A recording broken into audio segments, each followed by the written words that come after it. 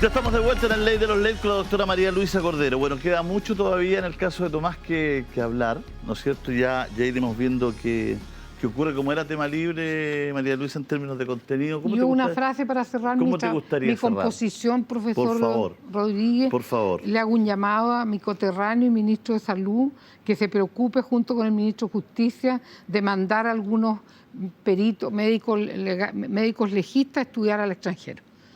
Hay una hermosa escuela de médico legal en España y una muy buena academia formativa en Inglaterra y en Francia. Esto es insostenible, las vergüenzas de las autopsias.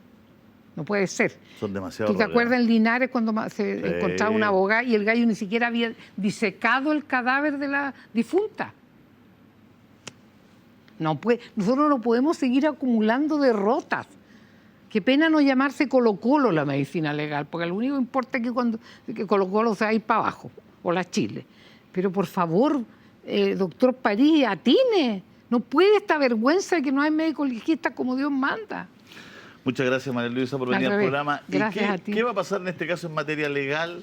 ¿Cómo entramos en el caso en materia ya más judicial? Los términos que se usan, las carpetas que se cierran, ¿se ajustan o no se ajustan los protocolos? ¿Qué imputado formalizado? Porque vamos a preguntarle todo lo de materia judicial a nuestro próximo invitado, nuestro abogado, pero antes vamos a ver breve.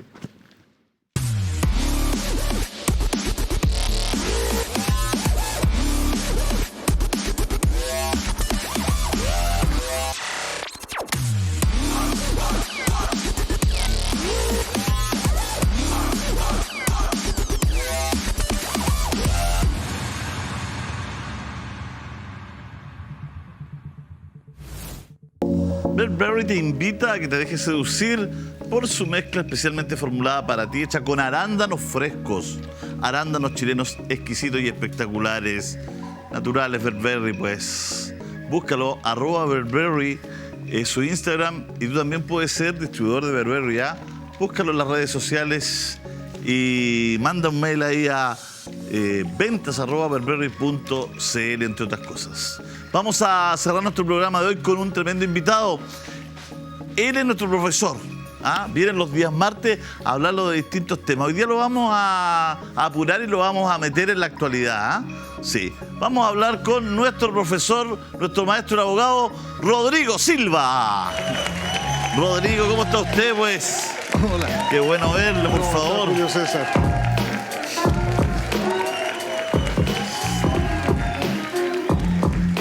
Tenemos una buena pauta, hartos temas para preguntarle, pero yo me voy a salir un poquito del libreto porque es tema de interés nacional el tema de Tomás Bravo, ¿no? Este niño de 3 años, 7 meses, que su cuerpo ya fue encontrado, ¿no es cierto? Hace unos días fue detenido su tío abuelo.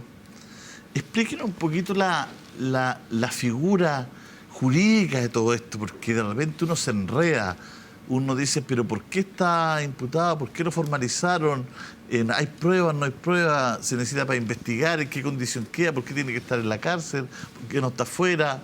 ¿Debería estar afuera? ¿O debería estar en la cárcel? ¿Debería estar en un recinto distinto? No tiene antecedentes. Entonces, y ahí se arma una conversación interesante, ¿ah? Es una conversación muy interesante, Julio César, porque, como tú dices, hay un sinnúmero de instituciones que juegan en este proceso. Por de pronto, creo que es importante recordar todo el tiempo que a este tío abuelo le asiste lo mismo que a cualquier persona, una presunción de inocencia. Ese señor es inocente y será inocente hasta que no exista una sentencia condenatoria que disponga otra cosa. Y por lo tanto, debe ser tratado como inocente. Y la verdad es que, por lo tanto, en estricto rigor, debiera estar en libertad, creo yo. Yo no soy juez y yo no soy tampoco abogado de él en esta causa, pero hablando en términos genéricos, la prisión preventiva es una medida extrema. Lo normal es que los imputados estén en libertad. Es lo que debe ser. Es lo que hemos querido darnos con nuestra reforma procesal penal. La reforma procesal penal... Perdón, sí. Con esto lo presento al público para que usted nos ayude. La esencia, la moral, lo que persigue la ley que hemos creado, que hemos construido nosotros en Chile, es que el imputado esté libre. Sí. La excepción es que ese imputado esté preso. Sí, señor. Eso es lo que dice usted. Y en este caso, ¿no es cierto?, se concretó esa excepción. Y en este caso se concretó esta excepción. Se ha formalizado una investigación por un homicidio simple respecto de este niño. Se ha imputado a este tío abuelo porque aparentemente las investigaciones han determinado que es la única persona que habría estado en la posibilidad teórica de cometer este homicidio. Yo no sé, no he estado metido en el proceso, así que nadie más que los que están ahí pueden saber de verdad. Pero lo cierto es que mientras este señor no sea condenado, debe ser tratado como inocente. Ahora, se ha producido una reacción, yo te diría, social, curiosa, que no aparece siempre. A ver. La gente está enardecida, la gente está molesta, la gente fue a tirarle piedra al cuartel de investigación. Eso es bien curioso, porque por último los detectives no tenían mucho que ver con esto, no tenían nada que ver con esto. De hecho, la Policía de Investigaciones... Y el Leu fue una batalla campal, ¿eh? Sí. Entonces, se produce una reacción social bastante inexplicable. Ahí los sociólogos, los psicólogos tendrán que dar una explicación. ¿Por qué se genera esto tan curioso? Que no se genera siempre, se produce a veces. Y ahora se produjo. Entonces, eso me hace pensar que casi por seguridad de este imputado, yo te diría, casi es mejor que esté preso a que esté en su casa, porque en su casa la gente va a ir a tirarle piedra, va a ir a incendiarle la casa, yo no sé qué es lo que podría pasar ahí.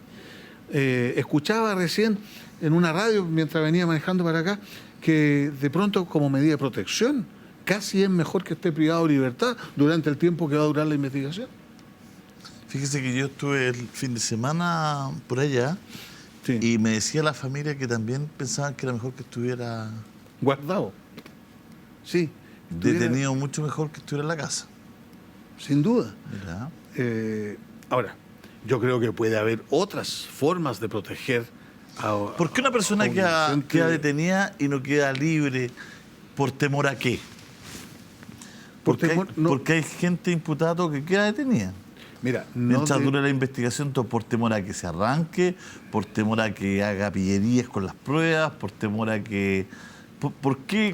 A todas las anteriores. Ya, a ver, ayúdame con eso. Para que vamos viendo con la gente esto. Tú tienes mucha razón. Fíjate que la propia Constitución política del Estado, de la República, la propia Constitución sostiene y manda que la libertad provisional, con o sin garantía, con o sin fianza, ¿no es cierto?, procede siempre, a menos que.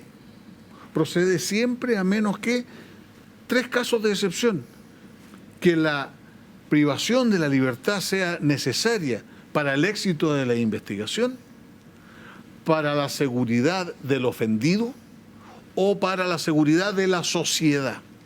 Y en esos casos, y solamente en esos 3 casos, porque no son 4, el sujeto debe quedar privado de libertad en una institución que se llama prisión preventiva. Repítamelos. Peligro para la seguridad de la sociedad, ¿ya?, peligro para la seguridad del ofendido y riesgo para el éxito de la investigación. Perfecto. Y son esos 3. Y están dichos expresamente, taxativamente en la Constitución política. Y como te digo, esas son las únicas 3 causas por las cuales, por excepción, un imputado puede quedar privado de libertad. Lo normal es que los imputados estén libres, porque les asiste una presunción de inocencia muy poderosa. Y de eso hemos conversado, creo, alguna vez anterior. ¿Por qué esta presunción de inocencia tan poderosa? Porque el imputado se enfrenta al aparato estatal completo que lo está persiguiendo. Se enfrenta a una policía organizada y financiada con tus impuestos y los míos. Se encuentra con un servicio médico legal, con una policía de carabineros, con una policía de investigaciones, todos tratando de imputar, de inculpar a este señor. Y a él lo protege su abogado, si es que lo tiene, y o si no, un defensor penal público que no tiene reconocimiento constitucional, así como sí lo tiene el Ministerio Público. Y entonces se entiende, la ley asume que está en una especie de desventaja, y por eso se le da se lo protege con una presunción de inocencia brutalmente poderosa. Brutalmente poderosa, pero no tanto, fíjate, porque, por ejemplo, en caso de flagrancia, la presunción de inocencia es bastante débil. Si a mí me pillan infraganti, probablemente me van a privar de libertad y me van a formalizar. En términos tales que, en estricto rigor, al que es sorprendido infraganti, también le asiste una presunción de inocencia. Fíjate que si yo le pego un balazo a alguien en la calle y me pilla la policía infraganti o alguien, debiera presumírseme inocente. Y voy a dejarle la escoba con esto, pero es así. Yo puedo estar motivado por razones difíciles de controlar, porque tuve una experiencia muy fea recién, porque estoy siendo objeto de una crisis de epilepsia que me impide controlarme debidamente, o porque, como decía el otro día la doctora Cordero, en un programa aquí mismo hablaba de la gente que tiene esquizofrenia, que tiene reacciones, ¿no es cierto?, que no son las esperables, y en consecuencia, aún en casos de flagrancia, creo yo, debe asistir con fuerza una presunción de inocencia. Profesor, ¿y qué hacemos con un caso donde prácticamente no hay más sospechoso? Yo creo. Donde la persona dijo, lo dejé aquí y desapareció. El niño apareció 2 kilómetros más allá, asesinado. La presunción de inocencia y todo, pero...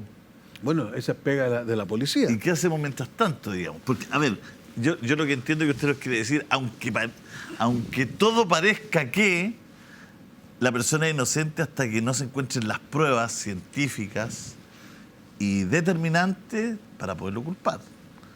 O sea, aquí el pareciera, el que es como si, el que correcto, no hay otra, no existe eso.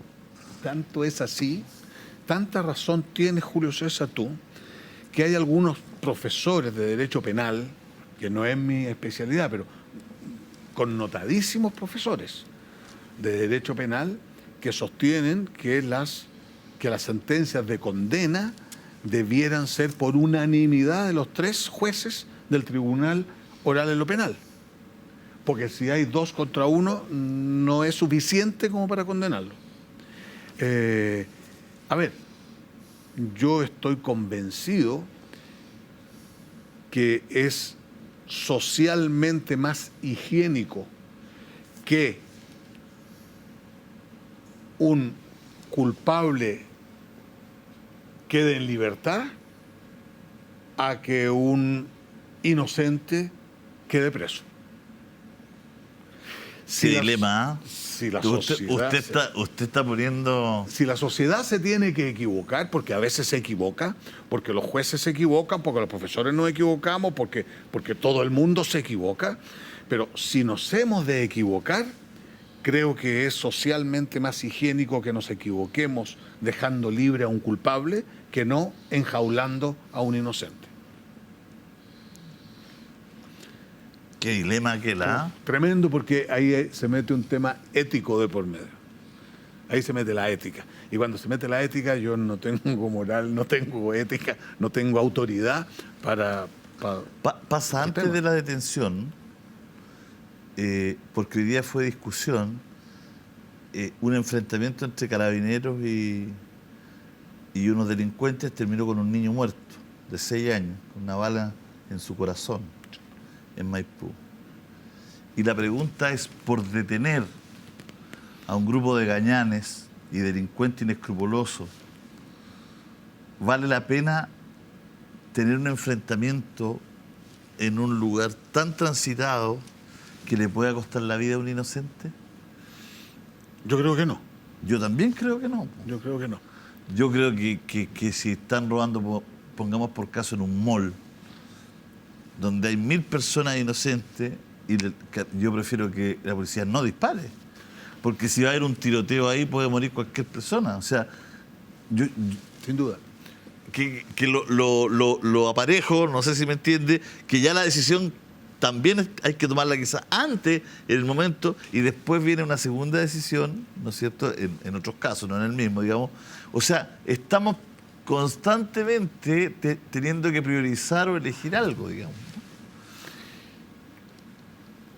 Los abogados, cuando hablan de derecho penal, hablan del bien jurídico protegido. ¿Qué es lo que quiere proteger el legislador cuando sanciona con cárcel un homicidio? En ese caso, el bien jurídico protegido parece ser la vida, ¿no es cierto? La vida humana. Si sanciona un hurto, entonces lo que quiere proteger es el derecho de propiedad. Bueno, los bienes jurídicos, si sanciona, no sé, un delito de injuria, entonces será la honra. El bien jurídico protegido no es el mismo en todos los delitos. Y el bien jurídico protegido tiene más o menos valor. Y por eso es que la ley le otorga más o menos pena al delito que se cometa. O sea, no todos los delitos son igualmente graves, porque el bien jurídico protegido no es igualmente importante. Y por eso es que hay delitos más graves que otros, y hay unos que se llaman crímenes, y otros que se llaman simple delito, y otros que se llaman faltas. Si yo cometo un delito, falta, porque me paso un disco pare, entonces cometo un delito, pero es falta. La ley le ha asignado una menor gravedad y por lo tanto la pena que yo recibo probablemente va a ser una multa y no va a ser cárcel. Yo estoy absolutamente de acuerdo contigo. No se debe preferir, se debe privilegiar el bien protegido vida por sobre el bien protegido propiedad del mall, en el ejemplo que me acabas de poner. Ya operarán los seguros, ya operará otra manera de ver forma de compensar. O la misma investigación después para apresar a estas personas Sin duda. En otras condiciones. Absolutamente. Pero... Profesor, ayúdeme con algo. Sí. Ayúdeme con algo. ¿Por qué se cierran las carpetas, por ejemplo? Yo veía en el control de detención que todos los abogados, lo primero que pedían es que se abriera la carpeta, El fiscal decía que la había cerrado en su momento, pero que no era su intención mantenerla siempre cerrada, que la voy a abrir el lunes, dijo. La jueza dijo, bueno, abramos la carpeta. La Defensoría de la Niñez pedía abrir carpeta. O sea, ¿pero por qué se cerró la carpeta? Eso dice relación con un principio que inspira a la reforma procesal penal y que se llama el principio de la oportunidad. El Ministerio Público tiene la facultad de no investigar un delito, por decidirlo así por razones políticas. ¿Cómo? A ver, por ejemplo, razones políticas, no digo de política de los políticos, ¿no? Lo entendí perfectamente. Bien, mira. No política partidista. No política partidista, correcto. A ver, debemos partir de la base, Julio César, que el sistema penal y el sistema procesal penal no tiene capacidad para perseguir y sancionar a todos los delitos que se cometen en Chile. No tenemos fuerza, no tenemos capacidad, no tenemos recursos, no tenemos abogados, no tenemos fiscales, no tenemos cárceles, no tenemos forma de perseguir y sancionar a todos los delitos que se cometen en Chile. Yo no me atrevo a adelantar una cifra. O sea, una vez más priorizar. Pero no, hay que priorizar. Entonces, ¿qué priorizamos? Los delitos que están causando mayor disturbio y mayor inquietud social. el fiscal puede perfectamente entonces, en virtud de este principio de la oportunidad, decidir que no se va a desgastar, no va a desgastar recursos estatales en perseguir a los lanzas, ¿no es cierto?, que andan robando celulares en el Paseo Ahumada. Y entonces decide archivar la carpeta y no perseguir y no desgastar recursos en eso, aunque tenga el teléfono, aunque tenga el delincuente, aunque tenga todo listo. No, él decide que no lo va a hacer. Ahora, puede ser que la decisión política que lo llevó a tomar esa decisión cambie.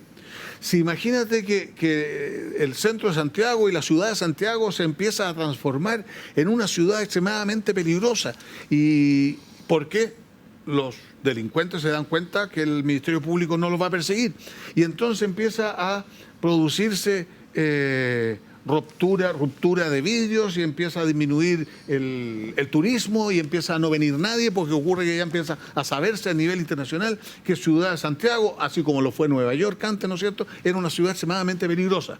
Bueno, entonces ahí el Ministerio Público tendrá que cambiar de opción y en virtud del ejercicio de la facultad que le otorga este llamado principio de la oportunidad, va a desarchivar todas esas carpetas y le va a empezar a dar duro a los lanzas del centro de Santiago que roban teléfonos celulares.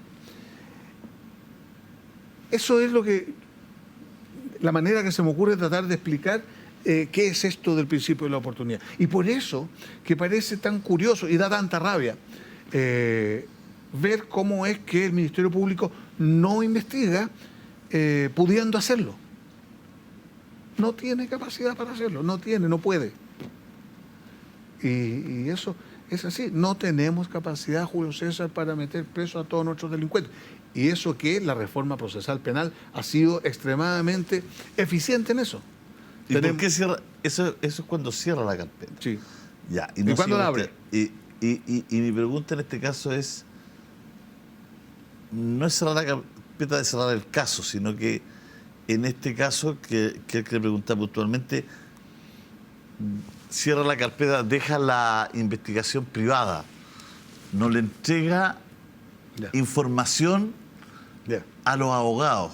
Y por eso los abogados están todos, oye, que abran la carpeta, que en el fondo era, usted ya tocó el primer caso, que es cuando se cierra la investigación, y este caso, el que le pregunto yo, el de la información. Sí. Que en el fondo y aparece un fiscal con una carpeta secreta hablando a la televisión. Es la carpeta secreta. Una carpeta secreta y aparece, sin embargo, un fiscal hablando a la televisión como si no fuera secreta. Eso. Claro. A ver. Un pilar en el que descansa la reforma procesal penal es el principio de la publicidad. Es una garantía para todos que el sistema sea público. Cuando el sistema era privado se producían arbitrariedades judiciales y policiales brutales. Eso se quiso terminar haciendo pública la investigación, la carpeta, como me has dicho tú. Porque claro, si hay 3 jueces o si hay un juez de garantía frente a estas 5 cámaras que hay aquí y está siendo transmitido a la televisión en forma directa, y está el abogado, y está el imputado, y está el otro abogado, y está el juez, es más difícil que se produzca una arbitrariedad judicial, ¿no es cierto?, porque está todo el mundo mirando esto. Si después hay un tribunal oral en lo penal formado por 3 jueces, es más difícil también que se produzca una arbitrariedad con 3 a que se produzca solo con 1. Entonces, todo debiera ser público. Y todo debiera ser transmitido en directo a la televisión y a la radio y a todas partes. Sin embargo, hay veces en que el éxito de la investigación justifica o amerita una excepción. Hay veces en que el éxito de la investigación merece mantener en reserva, en secreto, la investigación. Porque si yo fiscal, quiero, por ejemplo, dirigirme a incautar especies o la ropa de alguien para periciarlo, para ver si contiene muestras de sangre o de semen o de saliva o anda a saber de lo que sea, es bueno que la persona en cuya casa se encuentran esas prendas de vestir no lo sepa con anticipación para evitar que las pueda tomar, quemar, destruir o esconderlas. Y por esa razón, para para asegurar el éxito de la investigación es que el juez de garantía, no el fiscal, no el Ministerio Público, no la policía, el juez de garantía podría, por excepción, establecer la reserva de algunas piezas del proceso o incluso de todas ellas, pero por excepción, y en todo caso por un tiempo limitado. Porque el imputado tiene derecho a saber qué es lo que está pasando, por qué delito se lo están investigando y qué pruebas hay en su contra. Yo ejercí la profesión, fíjate, con el sistema antiguo. Yo llegaba con mi cliente al juzgado del crimen, así se llamaban antes. Con mi cliente yo no sabía lo que iba. Y yo no sabía si me iban a dejar preso o no. Y tampoco sabía por qué. Eso es brutal. Eso es primitivo. Eso ya no existe, afortunadamente. Entonces, ahora se establece, como te digo, por excepción la reserva o secreto, pero muy por excepción. Hay muchas preguntas con respecto a esto, ¿ah?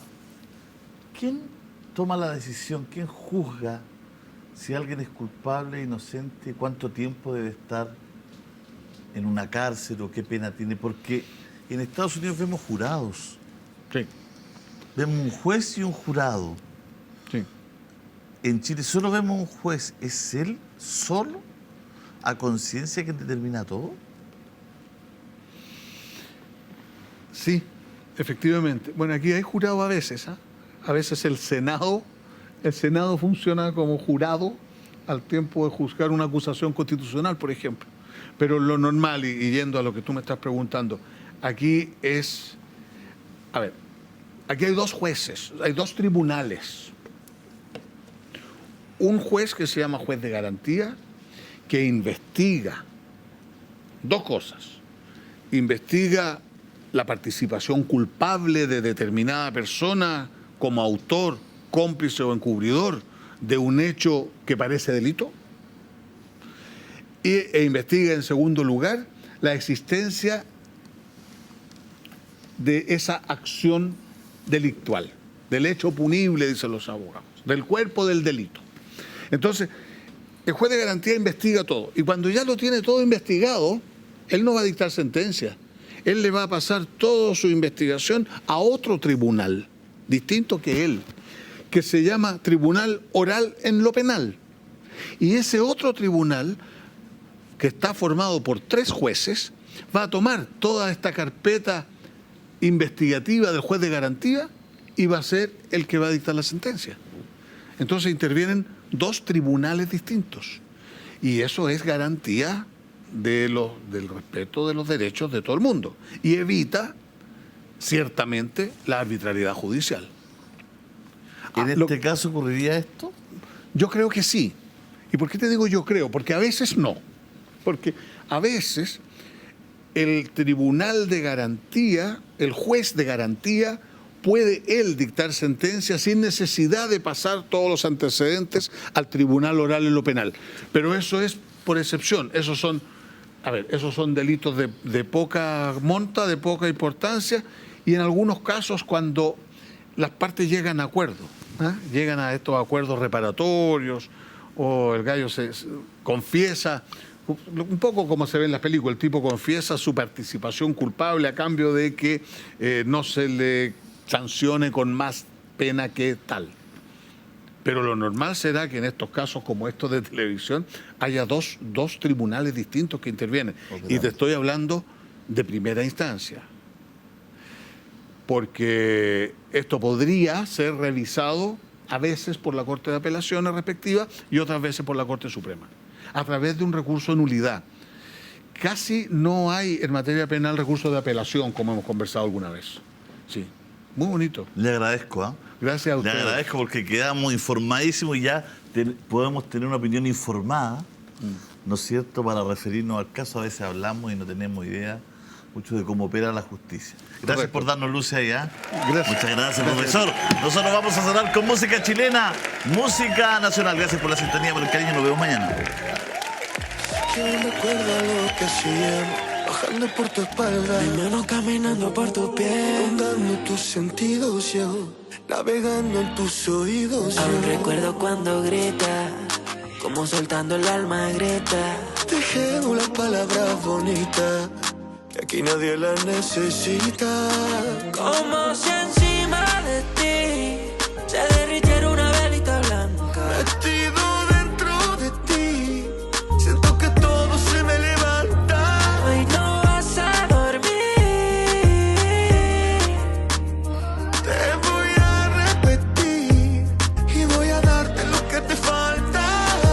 Vamos a encender una velita blanca para despojarnos. ¿Sabes cómo esto termina al besarnos, nena? Sin dudar, vamos a desnudarnos.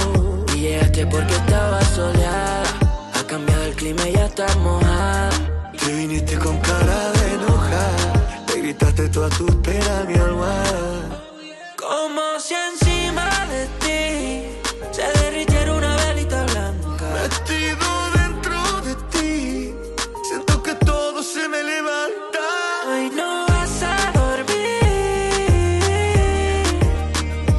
Te voy a repetir y voy a darte lo que te falta.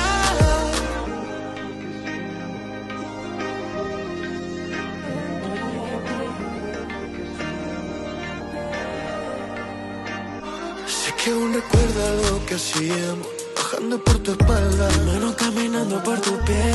rondando tus sentidos yo, navegando en tus oídos Aún yo. recuerdo cuando grita, como soltando el alma grita. Dejemos las palabras bonitas, que aquí nadie las necesita.